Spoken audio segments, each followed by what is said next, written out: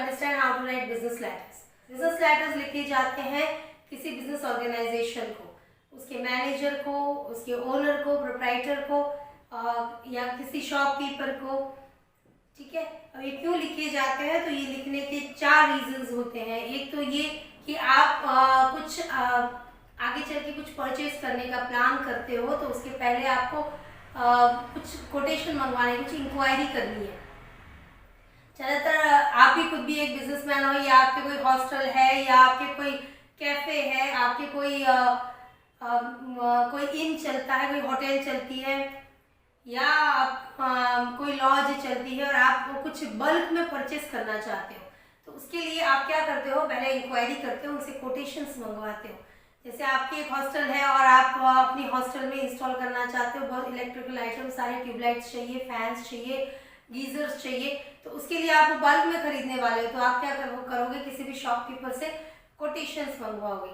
ठीक है, ये इंक्वायरी लेटर्स होते हैं। अभी इंक्वायरी लेटर्स सिर्फ गुड्स के लिए नहीं होते, सर्विसेज के लिए भी होते हैं। जैसे आप सर्विसेज कोई हायर करना चाहते हो, आपके घर में कोई मैरिज है, आप लोग डेस्टिनेशन मैरिज करने वाले हो, तो कहीं जो कोई डेस्टिनेशन प्लेस है, कोई हिल स्टेशन है, वहाँ का कोई होटल है जो ये ऑर्गेनाइज करवा सकता है आपके लिए, तो आप वहाँ पे इंक्वायरी करोगे उनके, वो क्या सर्विसेज प्रोवाइड करते हैं, वो क्या चार्जेस हैं, क्या फैसिलिटीज देते हैं, कितने दिन का क्या चार्ज है, कितने रूम्स अवेलेबल है, ये सारी चीज़ें, और दूसरी एमिनिटीज़ क्या है वहाँ पे, ये आप इंक्वायरी करके पहले पूछोगे। आप ऐसे 2-3 होटल्स में इंक्वायरी करोगे और जिनका कोटेशन आपको सही लगेगा उनसे आप ऑर्डर बुक करके ऑर्डर प्लेस करते हो। ठीक है, और ये इंक्वायरी लेटर सिर्फ इतने ही नहीं है, इंक्वायरी लेटर फिर आपके आ सकते हैं एग्जाम में। जैसे आपने कोई ऑलरेडी ऑर्डर किया हुआ है और बीच रास्ते में है, कोई अभी तक आया नहीं है आपके वहाँ पर, आप वहाँ तक आपको आपके डोर तक डिस्पैच नहीं हुआ है, तो आप इंक्वायरी करोगे कि मैंने ये आर्टिकल ऑर्डर किया हुआ था, आपने बोला था कि 7 डेज के अंदर डिलीवरी हो जाएगी, अभी तक आया नहीं है, तो वो इंक्वायरी लेटर लिखा जाता है। ओके, तो ये होते हैं इंक्वायरी लेटर्स। उसके बाद बिजनेस लेटर्स होते हैं ऑर्डर प्लेसिंग। आपने एक बार इंक्वायरी कर दी, आपने 2, 3, 4, 10 कोटेशंस मंगवा दिए, इंक्वायरी लेटर्स बहुत सारे शॉपकीपर्स को, बहुत सारे ऑर्गेनाइजेशंस को, बहुत सारे होटल्स को लिख दिए और आप कोटेशंस आ गए आपके पास में। आपको जो सूट करता है, आपकी जो पर्पस को सर्व करता है, वहां पे आप ऑर्डर बुक करोगे, that will be order placing. ठीक है, देन उसके बाद अगर आपके वहां गुड्स आ गई है और उसके बाद वो ब्रोकन कंडीशन में है, डैमेज कंडीशन में है, या आपको उन्होंने जो सर्विसेज प्रोवाइड की आप उनसे सेटिस्फाइड नहीं हो, उस केस में आप लिखोगे कंप्लेंट लेटर। कंप्लेंट लेटर लिखा जाता है। Then cancellation of an order, कोई ऑर्डर बहुत डिले हो गया है, आ ही नहीं रहा अभी तक, आपका कोई फंक्शन भी चला गया जिसके लिए आपने ऑर्डर किया था, या अब आप चाहते नहीं कि वो सामान आप तक पहुंचे, तो आप बोलोगे कि आपने जो टाइम लिमिट था उससे ज़्यादा डिले कर दिया है, तो हम वो ऑर्डर कैंसिल करते हैं। या कोई और रीज़न हो सकता है, जैसे आपके फंक्शन कैंसिल हो गया, उस केस में भी आप ऑर्डर कैंसिलेशन का लेटर लिख सकते हो। तो ये सारे बिजनेस लेटर्स हैं, हम एक एक करके देखेंगे कि ये लेटर्स हमको किस तरह से लिखने हैं। सबसे पहले हम देखते हैं हमारा इंक्वायरी लेटर। ये बिजनेस इंक्वायरी लेटर जो है ये कैसे लिखा जाता है, ये बता तो दिया मैंने कौन से सिनेरियोज में आप ये लेटर लिखते हो। अब एक एग्जांपल से सॉल्व करते हैं इसको। Write a letter to the national travel agency.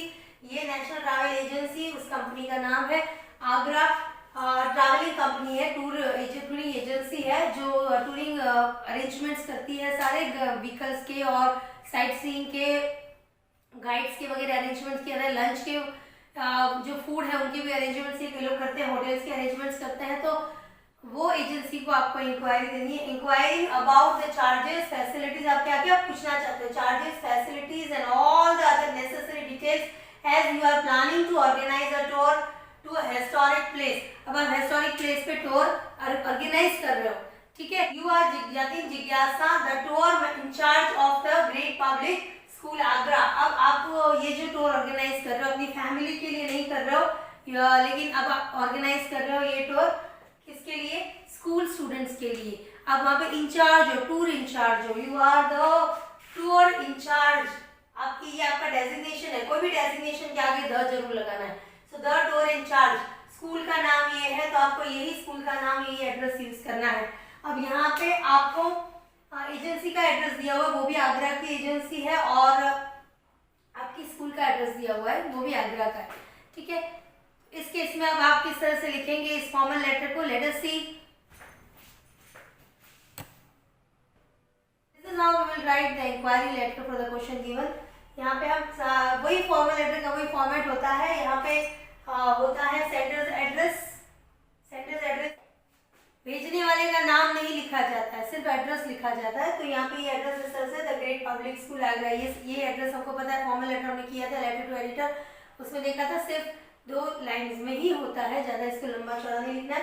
Then उसके बाद लीव अ लाइन, एक लाइन छोड़ने के बाद हम लिखेंगे डेट, और डेट का फॉर्मेट भी मैंने वहाँ पे सिखा दिया था आपको, 6 दिसंबर 2020, यही फॉर्मेट रहेगा। इसी फॉर्मेट में आप डेट लिखें और उसके बाद एक लाइन छोड़ के फिर लिखा जाएगा डेजिग्नेशन। ये बिजनेस लेटर है या ऑफिशियल लेटर जो भी होता है, डेजिग्नेशन लिखना जरूरी है।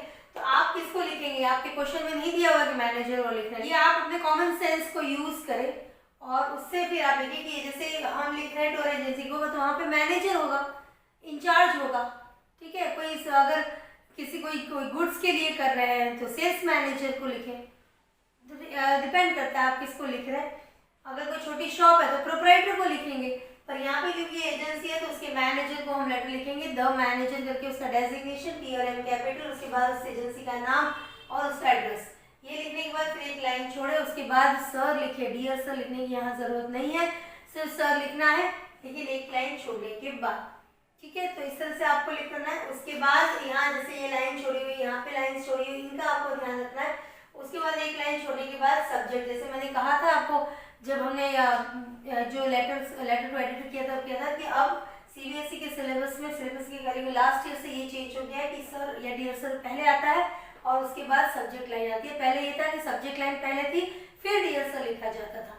अब यहाँ पे सर लिखने के बाद नीचे सब्जेक्ट लाइन लिखी जाती है। सब्जेक्ट लाइन 4 to 6 वर्ड्स में होती है, तो जो आपको ऐसी सब्जेक्ट लाइन लिखनी है जिससे उसका जो लेटर का जो लिखने का इंटेंशन है वो समझ में आ जाए। Enquiry about the charges and facilities for a tour, एक टूर हम ऑर्गेनाइज कर रहे हैं और उसके लिए आप क्या फैसिलिटीज प्रोवाइड कर सकते हो, ये हमको इंक्वायरी करनी है, ठीक है। Now a school is planning to organise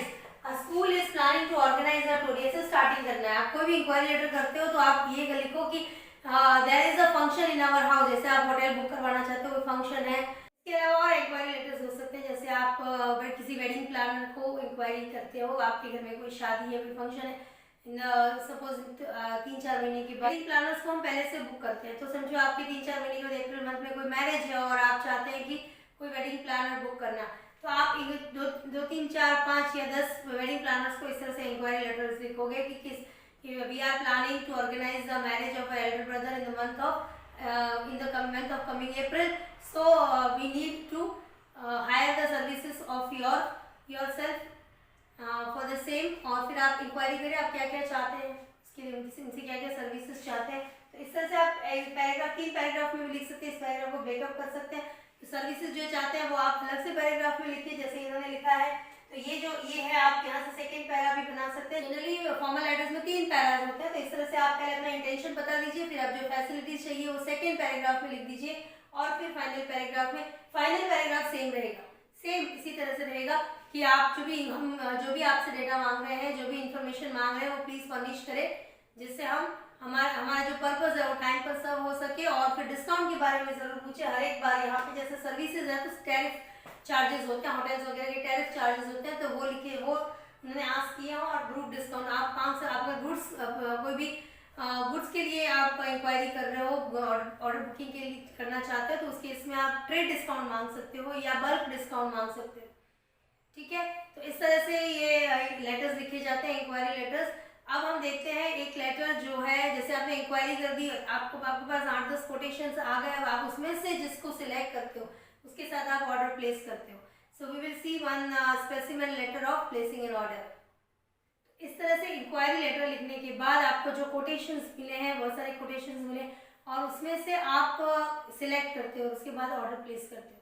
So let us see one example of how to write an order placing an order. This is a question pertaining to order placing.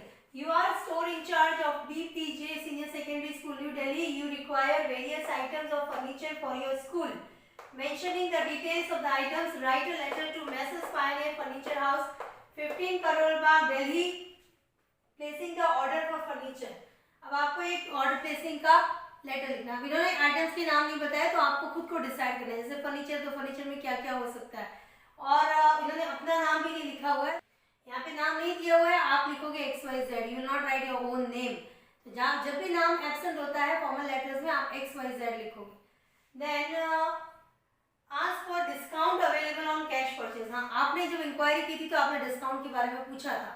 Please allow us the trade discount available for students या group discount के बारे में पूछा था आपने, tariff के बारे में। तो ऐसे यहाँ पे कैश डिस्काउंट के बारे में आप पूछ सकते हो कि अगर हम कैश पेमेंट करते हैं तो क्या डिस्काउंट होगा। और वहाँ पे समझो आपने डिस्काउंट के बारे में कुछ नहीं पूछा हुआ, तो यहाँ पे भी आप पूछ सकते हो कि ये हमारा ऑर्डर है और आप इस पर क्या डिस्काउंट दोगे, वो भी आप मेंशन करें। ठीक है, this is the question. Now let us write the letter for placing the order.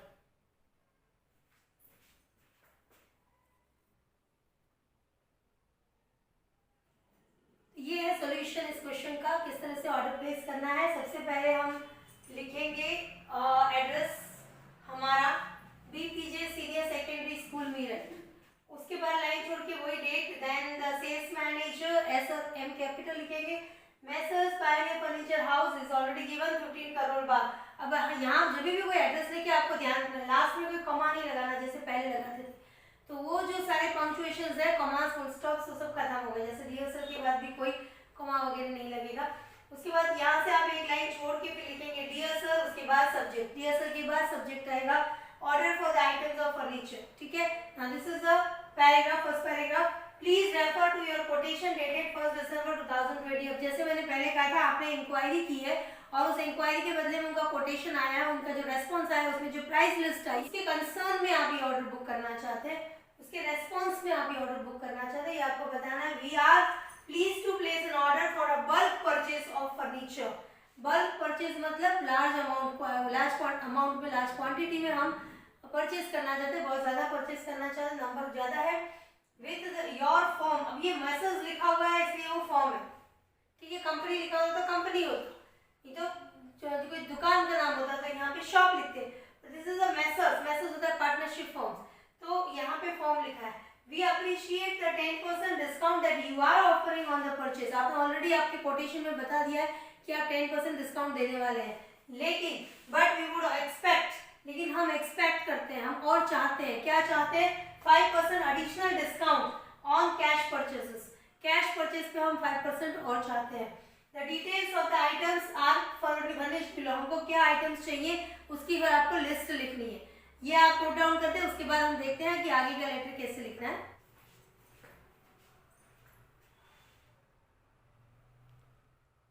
ये और आगे इस लेटर में हम क्या लिखेंगे, हमने फर्स्ट पैराग्राफ में लिख दिया कि हम बल्क में ऑर्डर प्लेस करना चाहते हैं, आपके कोटेशन आया है और हमको वो सूट कर रहा है, so we are happy to place the order. अब आपने डिटेल्स देने हैं, तो आप डिटेल्स किस तरह से देंगे, ये क्योंकि गुड्स हैं, सामान जब मंगवाते हैं तो इस तरह से आपको बॉक्स बनाना है। और अगर कोई सर्विसेज भी अगर आप बुक कर रहे हो तो क्या कितने रूम्स, किसके टाइप, कौन सी टाइप के कितने रूम्स बुक करने हैं, फिर आप और क्या फैसिलिटीज जो आप बुक कर रहे हो उनके नाम आप लिख लें। अब यहाँ पे ये आइटम्स बुक कर रहे हैं तो चेयर्स, इनके नाम लिखेंगे, चेयर्स, टेबल्स, ये फर्नीचर के आइटम्स है। और उसके बाद यहाँ पे वुड स्पेसिफाई किया है कि इसी लकड़ी की हमको चाहिए, तो टीक, साल, ये जो अलमीरा है वो टीक का चाहिए, डेस्क और बेंचेस जो है वो मैंगो नीम के चलेंगे, बॉक्सेस जो है वो मैंगो के चाहिए। तो ये आप लकड़ा बता दिया आपने कौन सा चाहिए, वो स्पेसिफाई करें। उनके कोटेशन में इसकी प्राइस होगी, उसके हिसाब से आपने प्राइस लिखी हुई है, मन से नहीं लिखते, पर वो कोटेशन में इस टाइप की लकड़ी की इस आइटम की ये प्राइस है, तो आप अपने सामने प्राइस लिखी हुई है। क्वांटिटी, कितनी क्वांटिटी चाहिए, तो अपने आप फिर वो उनको मल्टीप्लाई करके अपना बिल बनाएंगे। तो ये आपने ऑर्डर प्लेस किया, फिर आप लास्ट में हर ऑर्डर के प्लेस, ऑर्डर जो गुड्स स्पेसिफिकली आप प्लेस करते हैं, सामान जब ऑर्डर प्लेस करते हैं, तो लास्ट का पैराग्राफ यही सेम रहेगा। क्या रहेगा, all these items must reach in proper shape and size before 14। आपको डेट जरूर देनी कि इस डेट से पहले सामान आना चाहिए। Then payment will be made after all the items are checked and verified by the store incharge. मतलब वो कुछ लेटर लिख रहा बोलता है, स्टोर इंचार्ज जब ये आपके सामान चेक कर लेगा कि आइटम की अच्छी तरह सही है, उसमें कोई डैमेज तो नहीं है या कोई और वैरायटी का तो नहीं आ गया मिस्टेक से, तो चेक करने के बाद आपका पेमेंट दिया जाएगा। ये जरूर लिखें आप हर लाइन में। यानी गुड्स का जब भी आप ऑर्डर बुक प्लेस करते हैं तो उस टाइम में आपको यही पैराग्राफ, सेम पैराग्राफ लिखना है। कोई भी सामान हो, चाहे इलेक्ट्रिसिटी के आइटम्स हो या और कोई लाइब्रेरी की बुक्स हो, तो जो भी आप ऑर्डर प्लेस करने वाले हैं उसके लास्ट में ये पैरा, थर्ड पैरा यही आएगा ऑर्डर प्लेसिंग में। सर्विसेज के लिए जब आप कोई होटल बुक कर रहे हो या कोई टूरिंग एजेंसी से की बुकिंग कर रहे हो, तो उस केस में थोड़ा सा चेंज हो जाएगा कि आप service, I hope we are looking forward to a satisfactory service from your side, so that we can forward your name for the goodwill further. इस तरह से आपके सर्विसेज के केस में थोड़ा सा स्टेटमेंट नीचे चेंज हो जाता है। फाइनल में we hope and I am looking forward to the favourable service and favourable and satisfactory service from your side. Okay, तो इस तरह से आप एंड करोगे उसमें। तो यहाँ पे गुड्स का है तो हम इस तरह से एंडिंग करेंगे। ये थे दो फॉर्मल लेटर्स जो हमने देखे कैसे लिखने हैं, इंक्वायरी लेटर किस टाइप के आते हैं और कैसे हमको लिखना है, और placing an order. Next class we will discuss how to write the complaint letter, और अगर आपको इन बिटवीन ऑर्डर कैंसिल करना है तो कैंसिलेशन का लेटर कैसे लिखना है। Okay, till then keep practising. Thank you very much.